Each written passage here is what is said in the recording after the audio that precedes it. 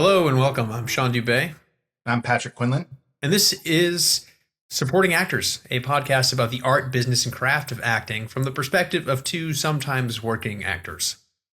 And today we're going to talk about a couple things. We're going to introduce ourselves, talk about what got us here today. We'll lay out our mission for the podcast, why we decided to start it. And we'll close with a state of the industry as we see it, and which, as of the time of this recording, is March 2026. Patrick and I have some slightly different backgrounds of what got us into here, as we'll hear from him, but he kind of knew a lot earlier about what he wanted to do and pursued it. And I changed careers from something else to here. So for me, acting was one of those things that I always should have been doing.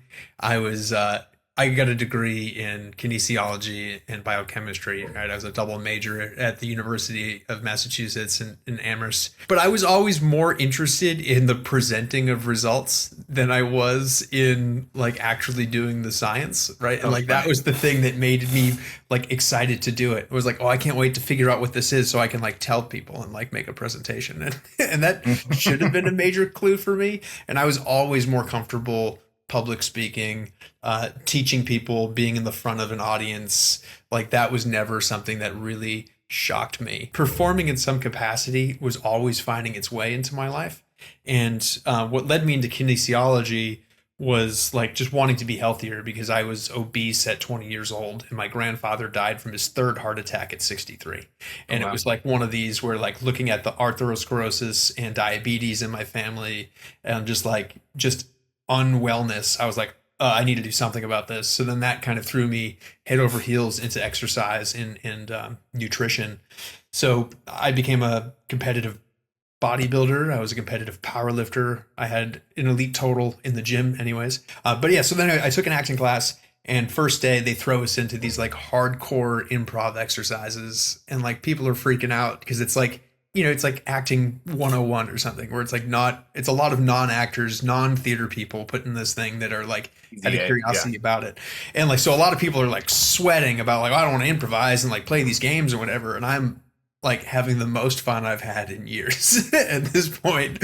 And it was like day one was like, oh, okay. Yeah, this is pretty great. And over the course of that semester, it became obvious that all of the things that made me weird as a person and certainly as a scientist were a strength and an asset as an actor and as a creative. And it was also apparent too in that like first class that I was going to be interested in directing and I had a lot of opinions. But it was interesting to go through that experience. And at the end of that semester, my teacher was very nice. And she was like, if you're interested in this, you should maybe think about pursuing it. So it was great to have some of that external validation.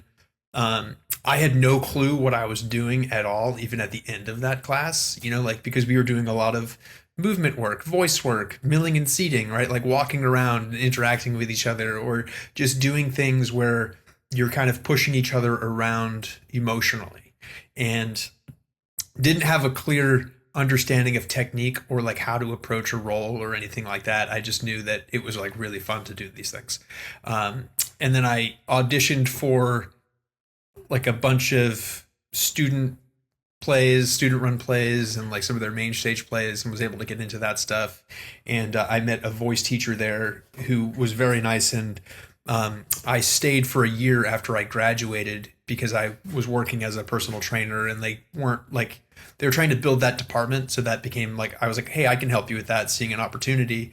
And then the voice teacher was very nice, and she was also their clown teacher. Her name was Julie Nelson, and she was like, "Come audit my classes. I have a Linklater class that so you can learn some voice work, and then I've got a clown class. You can learn some clown work." And she studied with like the top of the clown pyramid over in France, and had been even training with Kristen Linklater directly herself. So like as close to the legit nature of that work as you can get. And then she also had a scene study and like analysis class or a play analysis class. So I took that as well. So auditing 3 classes for free that she's like, just come hang out. And then after I like officially graduated, I did a play in a regional Shakespeare play. So I played Mark Antony and Julius Caesar. Like super lucky to get that role at like 26, and had like no business doing that. But it was great to have that experience, and that was like super fun to go up, and you're putting that thing on like 5 days a week and a matinee, and just kind of uh, learning Shakespeare and finding the joy in that. And then my client that encouraged me to get into theater, he and his husband had an apartment in New York, and we were still in Massachusetts, and they had another year before they both retired, and they were going to go retire to New York, and they very, very graciously were like, Sean, why don't you go stay in our apartment in New York City and like figure out if you want to live there and find another apartment, but like you can stay there for free while you get set up. So unbelievably lucky. So I end up in this apartment in Lincoln Center, and started looking around, and then Julie Nelson, the teacher that let me audit all that stuff, she had an email from an acting teacher there and connected me with who I ended up studying with in New York, who's Jade McCarty. And then I got into his conservatory, and which was called the Studio, which was a bunch of great professors from Yale and NYU and Juilliard that just wanted to torture kids without academic oversight. So that's obviously a joke, but they were really great, and they had a very like artist first approach to acting. And we were exposed to a little bit of everything, and it was really about trying to find what works for you and how do you approach a role. And this is really where I learned technique. When you're doing it for 60 hours a week, and you have to figure out like, when I don't feel like doing it, how can I still play this role honestly and hit all the notes? Because like when you're doing a play, it has to be the same story every night, right? Like you can't react in a completely unexpected way. Obviously you're finding new things, and it's different every time, but it's different in the way that it gets deeper, not it's like a wildly different choice, right? So it's like you're always seeing the same story. You're not going to see a majorly different reaction that would ultimately change like the course of the play, right? So you're not going to see that. Yeah, so that was like a really wonderful experience. And then eventually like I graduated from there and moved to New York, moved from New York to Los Angeles in 2017, joined the union in 2019, and have been like trucking along ever since, doing a variety of plays, shorts, indie features that the director considers cinema, the whole gamut. A couple small studio things, but have been largely kind of pounding the pavement for the last 12 years, doing random odd things between New York and here. Well, you've also, just because in the time that we've known each other, you've also, maybe you can speak to the other things you've been doing on set, because you've kind of turned yourself into a utility player for productions in terms of teaching yourself about cameras, lighting, sound, and just doing, being available to collaborate in a variety of ways. And I know in some instances you were acting and then took on other roles to help facilitate production. I don't know. I wouldn't, because you're not just out here waiting for the phone to ring and like sending your headshot to, casting or whatever. No, and honestly, if I was going to give myself a note as an actor, it could be more about self-promotion and getting in front of more casting directors and getting in front of more producers.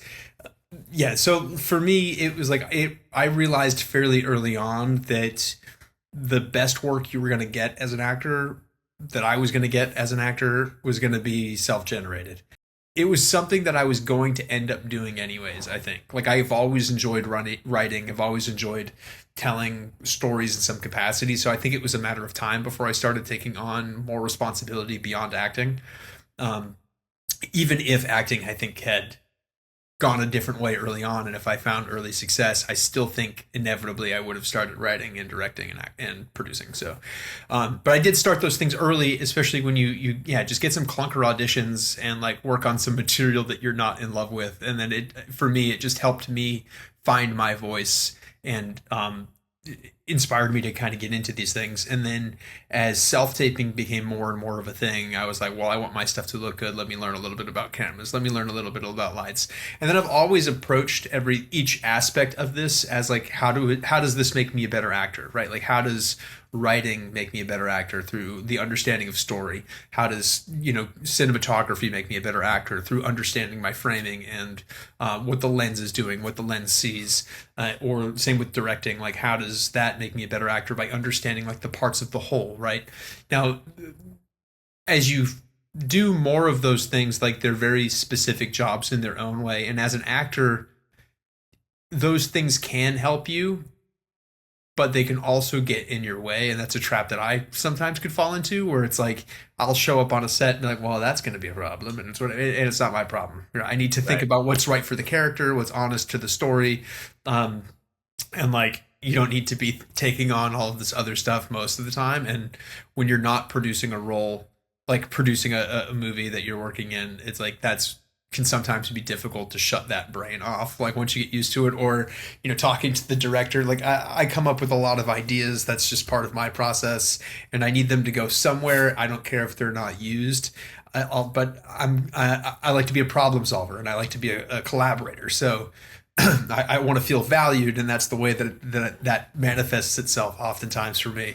So then I'll be like, hey, like you could do this, or you're going to get this kind of shot, or whatever. And again, most of the time, I like the practice for me has been learning to trust that everybody knows what they're doing, which is a lot easier on big sets, Yeah. especially when you They shepherd you away. well, they shepherd you away for that very reason, yes. But oftentimes, like on a big set, it's when you're on a studio project, you know that everyone's great. When you're on a Right. student project, you can make a tangible difference in the quality of the results that you get for your reel, right? Or if you're just thinking selfishly. Sure. So, I guess I'm always trying to think about like how do I help tell this story the best way possible and make sure that it's like we're not missing anything, right? Whether that's from my performance, or if I think I could offer something else, or if I can suggest a blocking that's going to help them make a choice with the camera that elevates that story, then I'm going to try to make those Sure. suggestions, right? And again, that's some of that is from the training that I had as well, because we were constantly being taught. And this came up a lot with Jade, who was our acting teacher, and he would be like, I want you guys to be director proof, because sometimes you work with a director and it's an amazing experience. But oftentimes they're so busy with other things, they're going to be making choices for technique reasons, or for camera reasons, or lighting reasons, or time reasons, and you need to be able to offer the best version of that thing to make sure that you're telling that story as fully and honestly as possible. So like, and that's something that I really took to, and is kind of how I think about things, is like how do we make sure that we get all of this, and we're telling the best version of it possible. So I guess this is a very long-winded way to say that yeah, I've pursued all of these other things kind of in um, service of becoming a better actor, and then I have now since like found more work doing those other things, because that work is more readily available, right? Like it's a lot more difficult to get a yes as an actor versus like if you're directing something, you're the one saying yes, right? You have a more active role pushing that thing into reality. I would say same with like if you're working with gear in some capacities, there can be more options, especially if you do have a lot of actor friends that aren't Yeah. necessarily as skilled technically. Then it's like it's an opportunity to work with them and create something fun, and just it's a different role. But I think ultimately at the end of the day, all of it is the same creativity, it's the same source that you're just tapping into differently, and it has like a different medium, but it largely comes from that same place. Hmm. Nice. Yeah, so you knew early that you wanted to act. Like how early did you know? Oh gosh. I mean, I did like plays or whatever, like Park District plays and the elementary school plays. And then there was a bug there. There was an itch or whatever. And then but I was an athlete and I did like other things, played instruments. Um I was in the Boy Scouts, like all sorts. I was a very busy teen. And um, when I was, well, gosh, I had a inkling. There was an audition for the school play, for the winter play when I was I guess a junior. And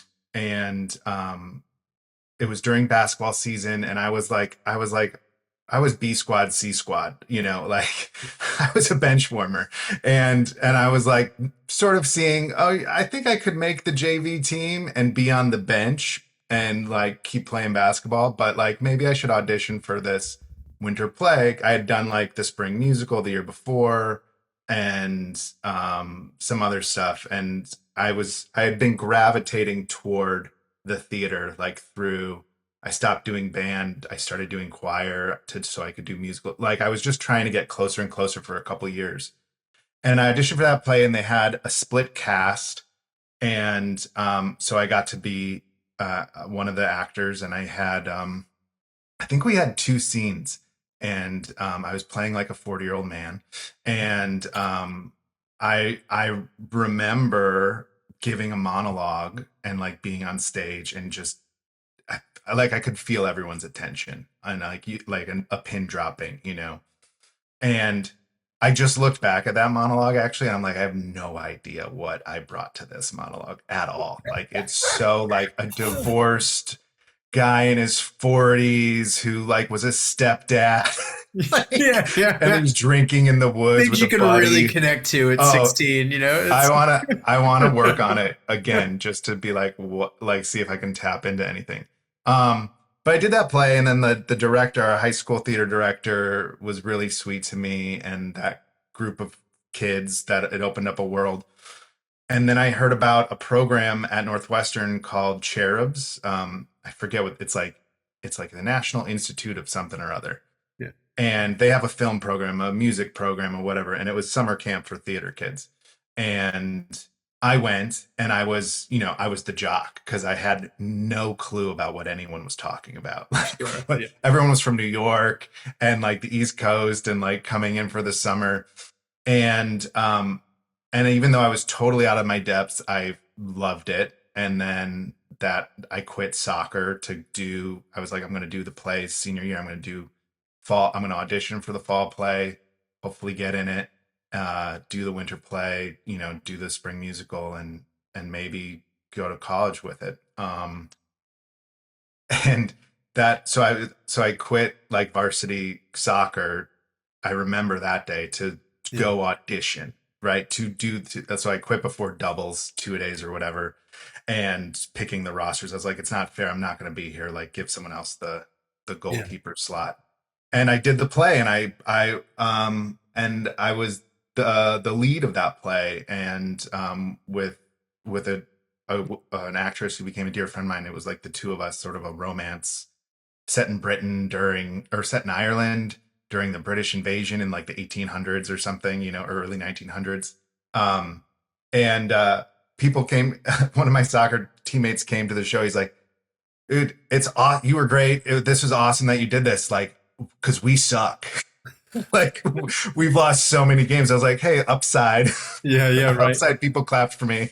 I didn't have to keep losing. Yeah. Um, but then a professor, I had been applying to colleges at that time and looking at conservatory programs and looking at theater programs, and my parents were not gonna. Uh, it would be a steep haul to like get them to convince them to let me do a conservatory program, um, even though there were state schools with good ones and close by. But a professor came to from Loyola University Chicago, was friends with my theater director, and Doc Johnson. He came, he saw the show. He's like, hey, you should come check out the school. A couple other people had gone to Loyola from our high school and have moved to LA and had nice careers since. And and they were like, yeah, you can double major, like you can do. So I went there, like that was it. I was like, I fell in love with that campus. The theater program was designed where pretty much everyone was actors, but they encouraged you, or you had to do design, you had to do a little directing, you had to do stage manager stuff, like you had to do a lot of crew. So you got a whole like well-rounded curriculum. And then if you found like a sweet spot where you're like, oh, I'm also pretty good at directing, like you could go a little further with it. Yeah. Um, and then while I was doing that, I was doing an English degree in secondary ed. So I was just taking classes and rehearsing theater for 4 years. It was awesome. And I ended up, I did a bunch of shows in black boxes and main stages, and then did and directed a black box show. And and then in the summers, I did summer stock 1 year, and I did in Findlay, Ohio. I auditioned for a program at the School of at Steppenwolf Theater. They had a program called the School of Steppenwolf, which was sort of like a summer camp again for Yeah. professional actors. And I auditioned for that, didn't get in for 2 years, and I graduated. When I was graduating college, I got in the third year, and it was like, you're graduating and now you're going to Steppenwolf, and you're there from 9 a.m. to 5 p.m. just Yeah. doing movement stuff. We did viewpoints, we did improv with Sheldon Patinkin, we did scene study. We had incredible actors. I learned about Meisner, Yeah. um, and and then we would do scene study, and we put on a little we put on like a 40-minute version of Balm and Gilead, and Jeff Perry directed it, and he was in the original production. He was a founding member of Yeah. Steppenwolf. And it was a blast. It was just a blast. And then it was time to just, in that process, I was thinking about, do I stay in Chicago? And I had sort of gotten a little hint at the theater scene, and I'd made some connections there. And there was no film there at the time. There's Yeah. now a couple shows. Um, I stayed a few months later. I did some regional theater, auditioned for commercials, and then I said, screw it. And I was like, if I don't move now, I'll never leave Chicago. Like, I love that city so much. Moved to LA, and I haven't left. Yeah. Like, basically, I haven't left. And the advice that was given, Linda Lowy, who was at the time, I think, casting Grey's Anatomy when it was still fairly a new hot show. I mean, still a hot show. It's just not new anymore. But she called in to the school at Steppenwolf, and we were asked questions about LA because everyone was curious, and she was like, if you move to LA, you're not allowed to complain for 3 years. That's the rule. And then after 3 years, you're allowed to complain. And I took that to heart, in the sense of, you just don't know anything. And if you start complaining, it's easy there's a lot to complain about. If you start complaining, you miss out on all the other opportunities, all the other interesting aspects to it. So then I was like, okay, I did Steppenwolf. I had been introduced to Meisner. I continued on with Meisner with Monica Payne in Chicago. She actually moved out to LA around the same time. We had this Chicago group of actors who were studying Meisner technique. I found another studio to do stuff with. Yeah. And then I just bounced around and tried to figure out how to practice my craft and also submit and get an agent. And there were workshops for casting at the time, and a lot of workshops. And Mhm. I built up a, a pretty good resume of television, and I'd book a commercial here and there. And you blink and it's been almost 20 years. And um, along the way, doing improv theater in LA, producing shorts, and just trying to stay creative and stay interested. So that probably ties us into what's our mission a little bit, because I think between the two of us, we've had so many different experiences, and we're both very aware that there is no one path. There is no secret, what magic bullet, secret key that just sort of like moves you to the front of the line. You have to make it what you want it to be. Yeah, that's very true. I do think it's interesting that even though like our paths are fairly parallel in Mm-hmm. terms of the like conservatory program, which is what Steppenwolf was for you, Mm-hmm. like I got a very truncated college experience in terms of theater. Um, but yeah, and then relocating to LA because I had similar feelings when I finished my program in New York. Is like I now had connections with casting there, and like I knew people that were in like the public theater and doing Shakespeare in the Park. So like I had connections, and like I knew some people through Juilliard that were then starting to get work, and like again, most of it was about knowing casting and agents.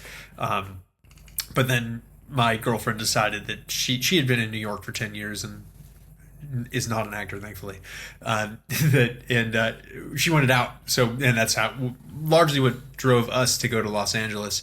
And it is interesting that you said like it'd be about don't complain about for 3 years because I had heard something similar where it's like it'll take you two to just get to the starting line, right? And I do think that's true if you're changing markets. It does take a while for you to become top of mind or to be considered for certain things. There's a bit of pounding the pavement, which looks different now in 2026 even than it did 6 years ago, right? Yeah. For a long time, I think that's right. I would say 2 to 3 years was if you were. That's what I would tell people who were new to LA. It's like it took me a year to figure out how to drive around the city and where stuff was, and then and now it's totally different in that sense. So maybe you can just move here and you.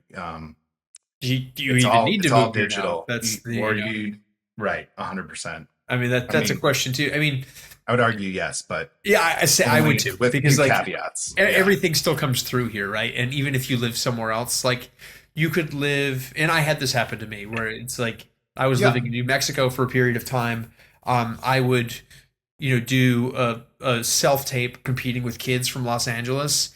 And if anything was going to be like a chemistry reader, like something like that, they would either fly me to LA if it was going to be a camera test, or it's like chemistry read via Zoom. That's the industry now, right? So like it does eventually still come through LA. All the offices are still here, the studios are still here, and I know that I've known people that lived in New York, got flown to Los Angeles for a camera test to be booked as a regular that shot back in New York. So it's like so you do still like LA is part of that process regardless whether you're here or not. But I do think there's a lot of serendipity that happens here, right? It's a lot easier to meet people, and I find and there's a network here of people that want to make things, right? I think if you come to the same conclusion that we've come to, if a person were to be like, why should I be in LA? It's like, well, do you want to also make things while you're waiting for those paid jobs, like bigger jobs in between? You want a few more chances. I think LA is the way to go. You certainly, there's obviously other markets, but like, it is the hub, but also you're surrounded by a ton of people who are also focused on the same thing. And so you can build a community. Mm-hmm. And that's how some opportunities come your way, is through that networking, not the bad word of networking, but through building your relationships and having people who know you personally and know your work ethic and as well as your artistry. Yeah, that's for sure. All right, it's a little bit of a tangent, but we could get into we'll probably talk about that again. We'll definitely talk about that again, because I do think LA is still the place that you'd want to be. Although, we'll have friends on that are in different markets. I've got a friend in particular that's in Austin, and she's like a booking machine and loves it there. Oh, and yeah. I would love to hear, what does a minor market feel like? She's doing non-union work, but again, something we'll explore in a future episode for sure. But with this podcast, I think what we wanted to do was create a resource that didn't exist for us and still doesn't exist now, right? Like a lot of the existing podcasts about acting are interviews from people that are like A-list, that are like, I grew up with my dad acting and now I'm also acting. And that's not to throw any shade at people that came from like families that did this, right? Like that happens all the time in every industry. This is just a very desirable industry to be part of. And there's an unfair judgment, I think, cast, because it is so network based. It is so like who you get to know. you do still have to be talented if you want to stick around, right? And we've seen that even with people that were born very close to the zenith of this thing. But I don't find interviews to be all that useful in terms of trying to glean how do you survive in this business today. And I don't think there is a resource now that's talking about how do you stay healthy, fit, and flexible and ready to act and stay creatively satisfied and not get jaded, right? Because I think that's something that when we first met, I was definitely drawn to you about, where you're like, yeah, man, I'm down to do anything. I just like, and you had a good demeanor about you. Where I've met so many other actors that are just like, there's no work, it's never coming back, it's going away, AI is going to take it, and it's like, and those are things that we are competing with, and that's part of the state of the industry right now. But I think ultimately we have to be looking at what we can do, right? So yeah, just creating a resource that didn't exist when I started, so that's what I wanted to do. I do love teaching, and I do have opinions, even though they're certainly not right most of the time. But I'm happy to share what I'm thinking or feeling, and certainly caveat it with the like. I think if there's going to be a frustration that anybody has with this, is that we're both so level-headed that we will caveat ourselves to the middle and not have a strong opinion about one way or another. Because really, like, it's so difficult to say what's going to work for everybody. But we certainly do have a body of experience that lends itself to critical thinking, and we've been able to survive this long, right? I also think this is going to be a really fun opportunity for me, and it will help with some of the accountability, as I alluded to earlier, with like, I could be better about my outreach as an actor, the services that I provide as an actor. So I do think that if you're going to help other people, you have to help yourself first. So this is definitely one of those things where I can apply a lot of the advice that we're giving directly to myself and help share that around, right, with the community that we're looking to grow. So that's why I wanted to do this, and that's what I want this to be. Is I want this to be a service to the community. I think there's so many people that are trying to monetize hope in this industry, and that's one of the things that really drives me crazy, right? It's like, you can act next week, get the role of a lifetime, just sign up for my class that's $1,200. And it's like, there's no magic pill, there's nothing that you could do. There are things we all need to work on, and there are things you can do to make a difference, but it's impossible for someone to say they can help you get a role in 6 months unless they are teaching you how to produce your own material, in which case that might actually be worth paying for that class. But it's acting is a unique position where you're reliant on other people to say yes for you. I do think I'm of the opinion that you can try to be so great you can't be ignored, right? And I've certainly lost jobs where they told me like, hey, we had a really hard time, you weren't right for the role, but we liked you, right? And that's the best case scenario that you can think about, right? Of putting yourself into that position where you just try to get things so tight and just be so great at what you're doing and have so much fun with what you're doing that people are like, man, even if you're not right for it, they're considering, right? Anyways, that's a little off topic, which is something that will be a bit of a theme for me. I'll add on to that of just the idea of what our sort of mission or vision, and with the caveat that it will probably change or it'll evolve, yeah. And when we find people who want to engage with this and us and hopefully answer questions and stuff like that'll be part of the working process. And I guess I think, speaking to that, the gurus and the marketing of people who make money off of actors, there's no quick fixes, because it's all process. It's all a work in progress. And the life of a gig even is the same, right? You audition, you get the part, you prepare, you do it, it ends. You got to start over for the next gig. And the same thing will apply. So I think for me, it's, like offering up for the public, just what I found has worked, what I've learned over the years.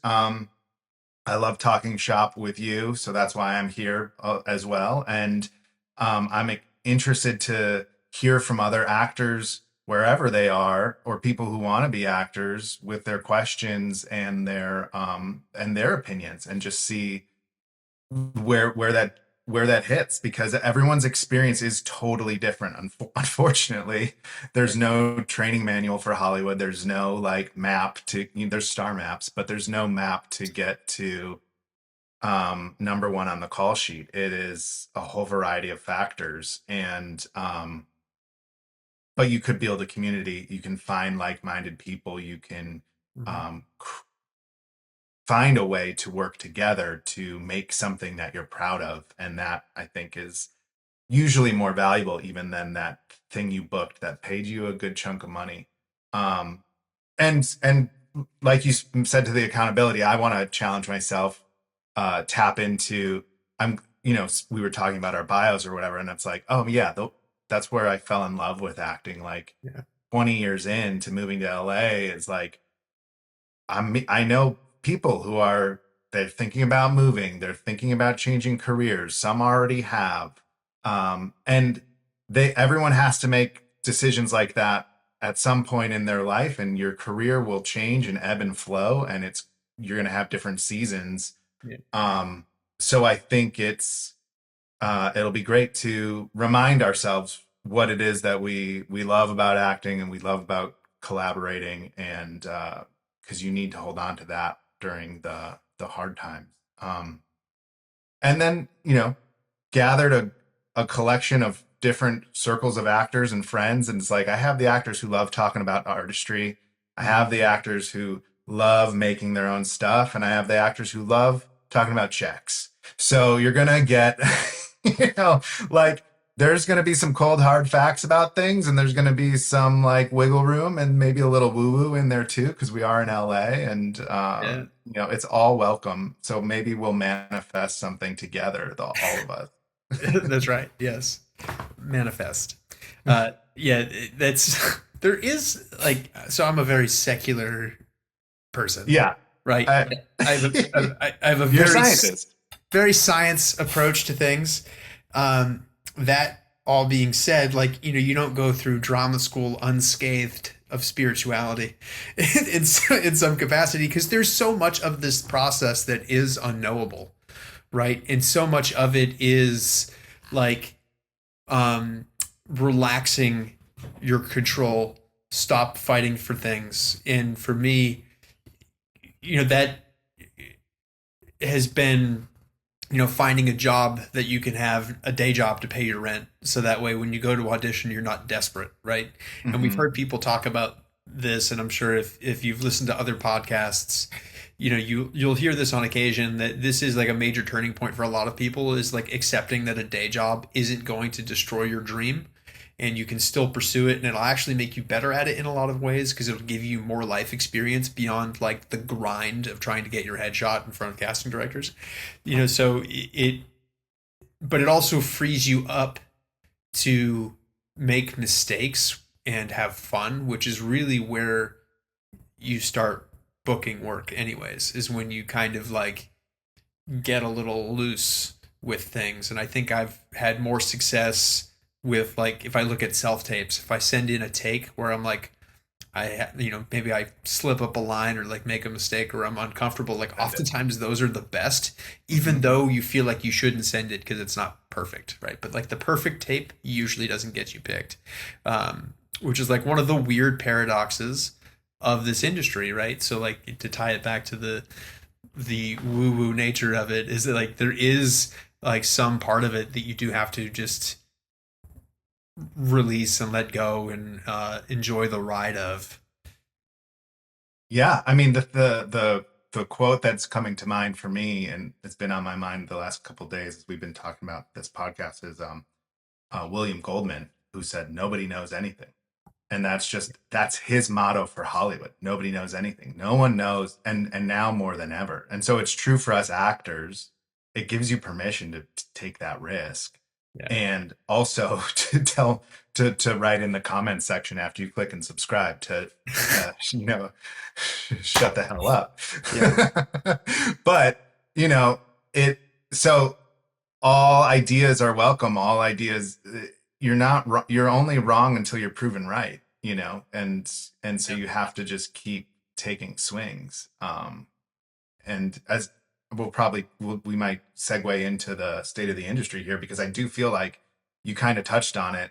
Um, Now more than ever, like the path is less clear. And speaking of day jobs, like there's just, it doesn't matter what industry or trade you're in related to filmmaking.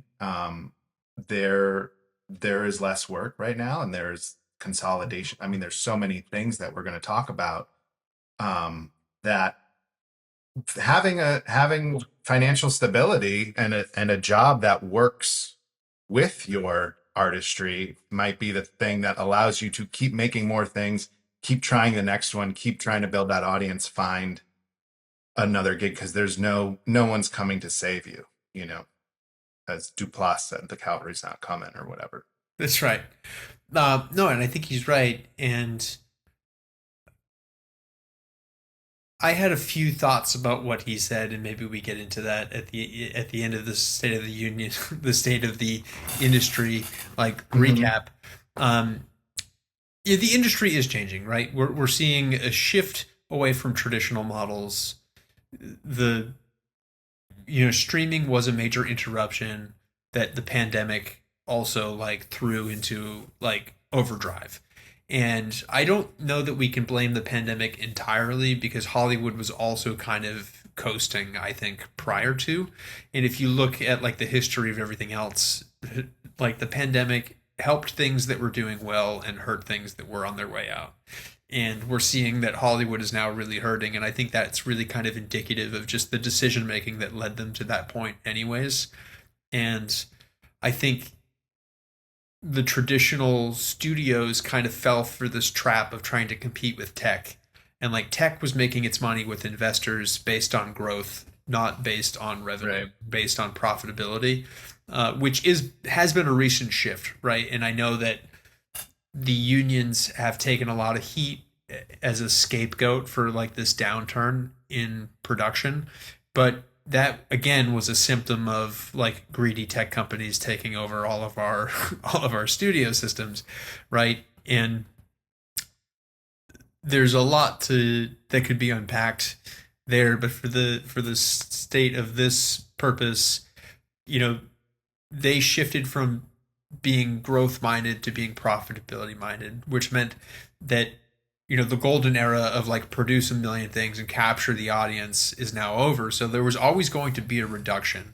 And then when you look at once you become profitability minded, you have to think about reducing the cost of what you spend, right? So like we're reducing headcounts on studios, but also you're going to be looking for the best tax incentives, the lowest labor costs that you can have, and that's leading a lot of production outside of the United States. And that's also having a huge impact here, right? And now you're looking at a potential merger between Paramount and Warner Brothers, which like is it's never a good thing when you lose a buyer, because like now fewer things are going to be developed, and now even if the Ellisons are like, no, we're going to continue with a 25 movie slate or whatever, that doesn't mean they're shot in the US. And like that company would have to do so many things differently, because if you look at it, from a business perspective, Warner Brothers is riddled with billions of dollars in debt. Paramount is riddled with billions of dollars in debt, right? So you now have this company paying $31 a share for something that's traditionally traded at $10 per share, and that does not make sense at all. So, and there's a lot of foreign money, questionable foreign money, that's being pumped into the Paramount merger that should face a lot of regulatory scrutiny. But a lot of it doesn't add up to a thing that is going to be good for the overall like production landscape in 2 to 3 years, in my opinion. When you just like look at the math of it, and if you look at the history, like no merger has ever led to Yeah. more jobs, right? Like that just does not happen. Yeah, and it's like if we were to look back to the Disney buying Fox, it's like Yeah, what's I don't know the numbers, but you could look at the numbers and then you probably find out, well, Disney, like they it didn't help them in the long run, though they own the Simpsons now or whatever. yeah, and you can still go to Fox, and that's still a studio that's operating, but like there's less variety in the type of entertainment, which means they're looking for less variety in the type of actors that they're going to book, or Yep. the different talent pools.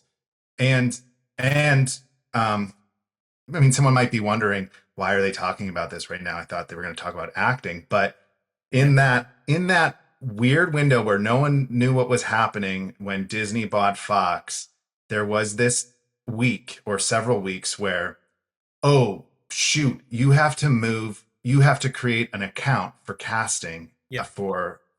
these projects at Fox, I think it was. That's right. And they were switching from Actors Access to LA Casting, which was used for commercials. So a lot of people already had it, but now your theatrical agent and manager had to be on that. Yeah.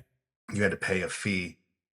Whoever helped orchestrate that made a nice sum of money off of the poor actors who all flooded to that space. Right. And guess how long they used that service for? Yeah. Like Two till weeks. the merger Yeah. closed. Yeah. It was like a handful of months at most. Yeah. And then it all swung back the other way. So there's all these trickle down effects, and even sort of the cliche of an actor's a waiter. It's like the industry being what it is right now in LA is hurting the restaurant industries too. And Yeah.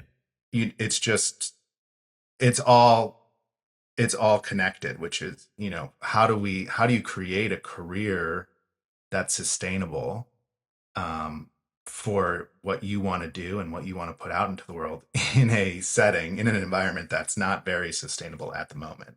Right. Well, and I think the other way that we can tie this back into how is this affecting actors is that when fewer things are being produced, there are more A-list actors that are not working that then start to take smaller roles, right? Yeah. So you see TV, like recurring roles are now going to people that used to be leads, right? And then people that used to do recurring are now doing guest stars and starting to do co-stars in some cases, or in some shows when they get to a certain size. Like if you look at uh, the Pit, right? It's Yeah, like yeah. you're Yeah, those co-stars are, well, first, like they're being billed as co-stars, but they're kind of guest stars or recurring because they'll be over several episodes because of the nature of the structure of that show, which is great. You get paid several days, which is awesome. But that's now starting to go to people that used to be leads in other shows. And because people aren't working, they're saying yes to these smaller roles as their agents try to get them more work, which means it's now more difficult than ever to enter into this system if you aren't a person that has a million credits, right? And like we're both in a category that we're going to be going up and competing with people that have a million credits, right? So like I could go and audition for even a co-star, and it's going to go to somebody that's done something else that has a name, right? Because they're more established in the industry at the moment, and that's and and that that's the doesn't knock-on mean effect.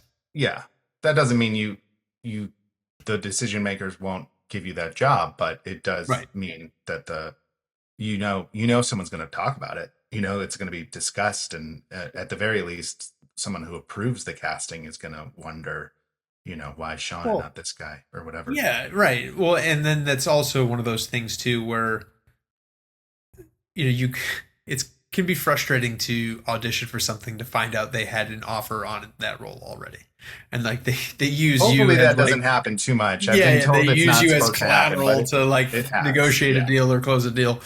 um but that's yeah, I've definitely had that experience, but um Well, I think yeah. also too the idea. I mean, you also need to have a backup, right? So, like again, if I think about it as a producer, which I do function as a producer sometimes, is it's like you're not sure that someone's going to say yes, right? And oftentimes you might Yeah. send something to an agent and say, "Hey, we're offering this role. Is your client interested?" And they're like, "We'll get back to you," and then you hear nothing. But you have to continue moving as if they're going to say no. So you have to audition actors. You have to find someone that you're going to be interested in, and then before you give them like a, "Hey, we need to know by this day," and they'll let you know the day after that they're free. So Right. you know, and that's just like the reality of the industry, and it doesn't make it any easier as an actor to go through that experience, but that is what happens. You have to know what you're you have to Yeah. know the parameters of where you're working, and that's just the nature of the game. I mean, um, the the amazing thing about film and television, it does the amazing thing about film and television, it moves on that time on a timeline, and it waits for no one for the most part. And there's probably a few exceptions, but like very few. And so like I don't know, the like we talked about the merger, we talked about there's obviously people are worried about AI, Yes. streaming, the nature of streaming. People aren't going to the movies because it's super expensive. And we only make Well, yeah, and superhero there's movies, and less made in residuals now than ever before, yeah, right? it's Which I think is something. So we're SAG-AFTRA is entering negotiations right now, or like they're on pause as the time of this mhm, recording, and they'll be going back to negotiate before our contract is up. But one of the things that I would like to see is a negotiation on streaming residuals. Because yeah, I do understand how we cut them a deal early when it was new media. It was creating a lot of jobs, and we had some incentive to help them out because it was benefiting actors. And now it's to the point where the industry has found this like loophole around paying us while they continue to make money on our product, right? And especially now that every streaming service has gone to be ad supported, what they have done is recreate cable television and yeah, recreate network television. So I am a believer, and this is something that Fran Drescher did ask for when she showed up at the negotiating table. She was like, "We want a part of your revenue," and like based on users, which was maybe not the right way to go, but it at least set the precedent of like, with DVDs, we made money on a certain metric. With TV, we made money on a certain metric. We need to adapt that model to this new production entity. yeah. I mean, I guess to like I'll we're I'm just thinking about the state of the industry. It sounds bleak, but you know what it is. I read this. I will find out where I read that. Someone had a great way of rephrasing it. It's like it was never about the opportunity that would change your life. It that was we've all believed that was there at one point in time, and certainly it seemed more plausible before, whether it's like your movie got into Sundance or you this casting director discovers you in the soda shop, right? The more than ever with all of that's happening, it just means personal responsibility. It means how can you operate in this system or figure out a way to build community and to operate outside of the system that allows you to then go in and out, whether that means you have a day job and you love making short films and that's what you get out of it. Like we all have to be um, thinking about what it means to be an actor today. And the profession's been around a lot longer than any of us, and it's changed a lot. So I think the challenge is, living in LA, pursuing a film and TV career. Is that all that there is, or is that all you want from that? Or do you want to do theater? Do you want to create your own work? Do do you want to find a parallel career that then this becomes your creative outlet when it's available? Because, you know, if you want to have a career for decades and decades, each decade is going to be totally different, and financially and probably artistically. Yeah. And I think it's also important to note that some of the things that we're seeing right now aren't unique to Hollywood either, right? It's more difficult than ever to have a middle class living anywhere. So Yeah, right. so it's and this is just the way that it's manifesting itself in Hollywood. But yeah, I do think that success in the industry now or success creatively is going to be positioning yourself in a way where you can exist inside and outside of the system, right? I think creating your own work is an evergreen way, but very similar to what Mark Duplass was saying in that video. And if you haven't seen it, you should Google it and look for it. But he, talks about how you have to do this if it's something that you would be doing anyways, even if you weren't going to make money, right? And like acting is one of those things where like I do it for free all the time, so it is a compulsion. It's something that I feel like I have to do and I love doing. So that's not going to go away. So then you have to figure out what the sustainable way is within your life to make that thing happen, right? So that way you can keep doing it. And I do still think that there is a career available to those people that are willing to pursue it. But it is about creating the thing you love long enough to eventually get lucky while doing it, right? And I think that is Yes. something that is majorly overlooked and not talked about enough in the industry is how like excruciatingly fortunate you have to be to have any level of success, right? And it doesn't come without hard work. Every one of us is working hard. The major difference between the people at the top and the bottom is like who got lucky. And that's not to not to discount the work that they're doing.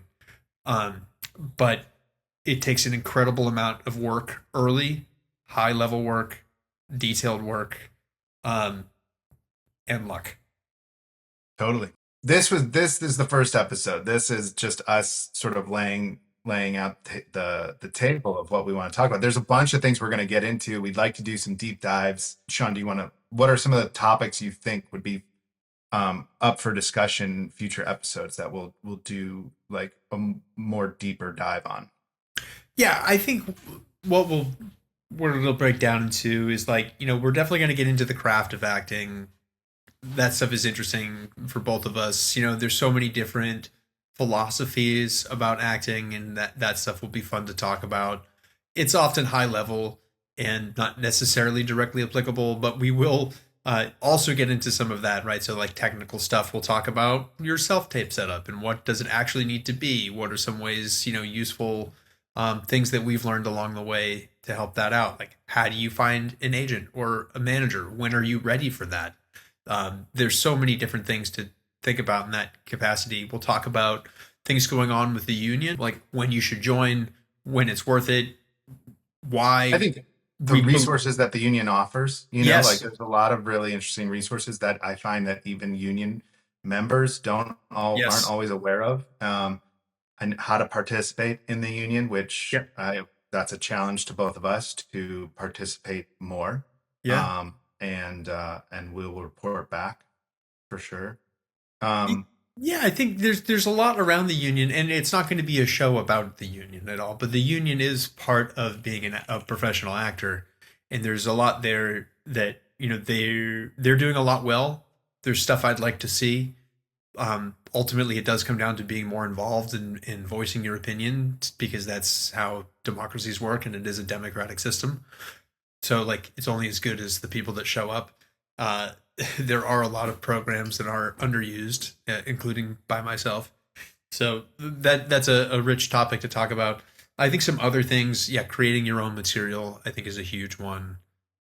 Whether that is trying to find a team around you to help you do that, or if you want to be a full solo person, or if that's like a social media venture for you. There's so many different ways to do that now. I think talking about social media as it relates to the industry is like another topic that we can dive into and provide guidance on because we've just seen it so often and so much. It's part of all of our lives now. Um, let's see what else. I mean, there's a lot to get into. There's like a lot of technical stuff. Camera acting versus stage acting. How is that different? We've both do both of those things interchangeably. All right, so let's wrap up with some ad libs. What is something unrelated to the acting industry that's giving you joy right now? Something unrelated. Oh, it's the start of baseball season, so Mm. I grew up a Chicago Cubs fan. I dated a Cardinals fan in college and was accused of not being a legit fan. And I've doubled down on my fandom since.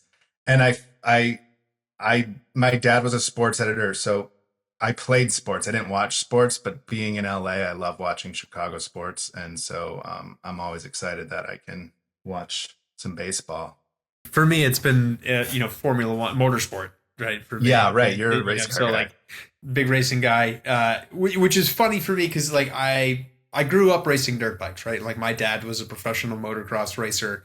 I was around racing. We went to drag races a lot, NASCAR races up in New Hampshire. I grew up in Massachusetts. So was always around cars. We'd go to a lot of car shows, a lot of bike races, things like that. And it completely fell out of my life through college and as an adult. And then during the pandemic, Formula One was the first like professional sport to kind of get kicked back up. Oh, okay. And we put it back on. I put it on, and it was like immediately, like very similar to that acting experience. But this was like, oh, part of me that's been missing is now whole again. Yeah. So it was like, oh, I do love racing. I do love motorsports, and so right now it's like we're in the thick of the Formula One season's 3 races in. The IndyCar racing is 4 races in.